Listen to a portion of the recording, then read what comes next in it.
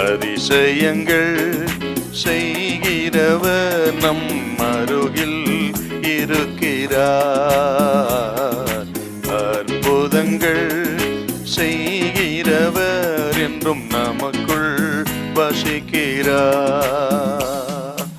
யோவான் 11:4. இயேசு அதை கேட்ட பொழுது இந்த வியாதி மரணத்துக்கு ஏதுவாய் இராமல் தேவனுடைய மகிமை விளங்குவதற்கு ஏதுவாய் இருக்கிறது. லாசரு வியாதிப்பட்டான், அடக்கம் பண்ணப்பட்டான். 4ஆம் நாள் இயேசு வந்து அவனை உயிரோடு எழுப்பின போது ஊரே சொன்னது, இயேசுதாயா உண்மையான தெய்வம். இந்த குடும்பத்தை கர்த்தர் கைவிடவில்லை. அந்த வியாதியிலேயே கர்த்தர் வந்து சோகம் கொடுத்து அந்த அற்புதம் மகிமை எல்லாம் அந்த வீட்டுக்குள்ளே 4 முழு சோத்துக்குள்ளே முடிஞ்சிருக்கும். ஆனால் 4 நாளான பிறகுதான் ஊருக்கே தெரியுது போல மரணத்தின் உயிரோடு எழுப்பி ஆண்டவர் குடும்பத்தை தலையை உயர்த்திட்டார். கர்த்தர் சொல்லுகிறார், ஏன் எனக்கு இந்த பாடு, எதுக்காக இந்த நஷ்டம், எதுக்காக அந்த சோதனைன்னு சொன்னார். இன்னைக்கு உன் குடும்பத்தோடு தான் அந்த மகிமை இருக்குது. ஒரு நாள் வரும் உலகத்துக்கே அந்த மகிமை தெரியும். உன் முகத்தை உன் குடும்பத்தை உலகத்துக்கே அடையாளப்படுத்துவாருங்க. இன்னைக்கு நேரத்தை உலகம் என்ன சொல்லுது, என்னவோ பண்ணியிருக்கிறாங்க. அதனால தாங்க இது பாடு. ஒரு சின்ன விபத்து வந்துட்டா என்னவோ பண்ணியிருக்கான், அதனால தான் நடந்திருக்குது.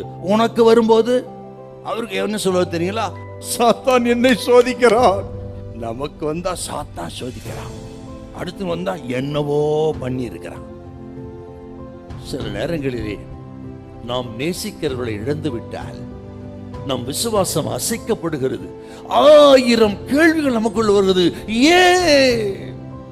ஏன் ஆண்டவரே, என்ன நடந்தாலுங்க அதன் மத்தியிலே ஆண்டவரின் மகிமை வெளிப்பட போகிறது. அதான் உண்மை.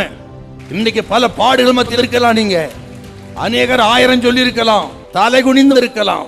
அவர்களெல்லாம் வெட்கப்பட்டு போகிறது போல உன் தலையை கர்த்தர் உயர்த்துவார். அநேக கண்களுக்கு முன்பாக உன்னை மேன்மைப்படுத்துவார்.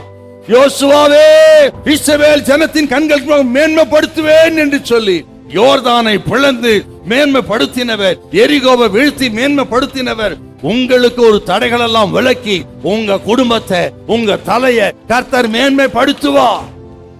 I can challenge you brother sister, உன் குடும்பத்தை கர்த்தர் மேன்மைப்படுத்துவார். இன்றைக்கு கண்ணீரோடு இருக்கிற நீ இப்படியே கண்ணீரோடு போவது இல்லை. சோதனை வரும், பாடு வரும், ஆனால் அவைகள் மத்தியில் கர்த்தர் நம்மோடு இருப்பார். அந்த பாடு நம்ம தோற்கடிக்காது. ஹல்லேலூயா, ஹல்லேலூயா.